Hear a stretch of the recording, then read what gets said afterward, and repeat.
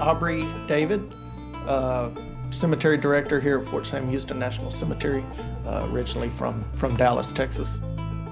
The first burial was in 1927. It was established as a national cemetery in 1936. Each national cemetery is like a human being, and each one has its own personality and attributes.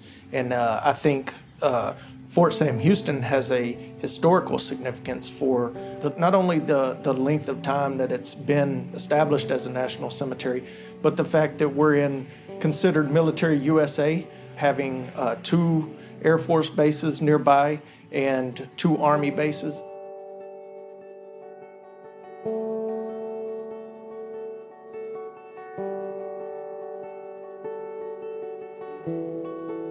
We have one time to get it right. We only have one shot at a burial or committal service and taking care of the family or the veteran.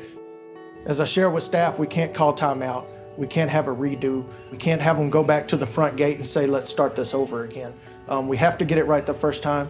And whether we have 1 burial that day or we have 20 committal services, we want each one of those families to feel like they were the only ones that were here.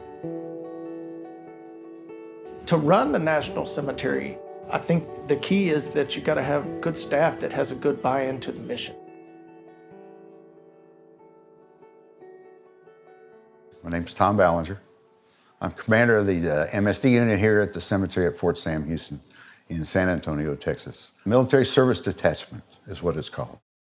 I've been with them for 8 years, and I live here in San Antonio, and originally from Columbus, Ohio. Served in the United States Navy for 6 years. And we honor our veterans when they're buried here. If they're honorably discharged, they get to be buried in Fort Sam Houston with honors if the family desires to have that. My full name is Kinser Gerald Dirksen II. I am a personal trainer and a track and cross country coach. Dad passed in 2013.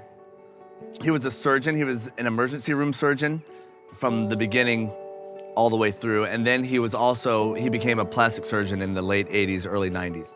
Growing up in the 50s and 60s, what he went through with all the segregation and the racism and kind of the segregation coming to an end, which didn't really make things much better. Probably made things harder at the beginning. But I think what he tried to tell us were stories like of overcoming, but warning that if you're not doing what you need to do, you're not going to. I'd like him to be remembered as someone that went out of his way to help people. I'd like him to be remembered as someone that overcame a lot, where the environment was so heated and he was right in the middle of it.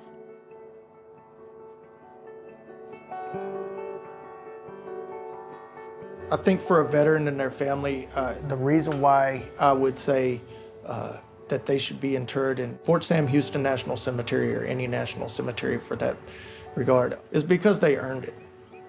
We owe that to them. It's our duty as cemeterians to take care of them. I think the biggest selling point is that they're going to be honored here.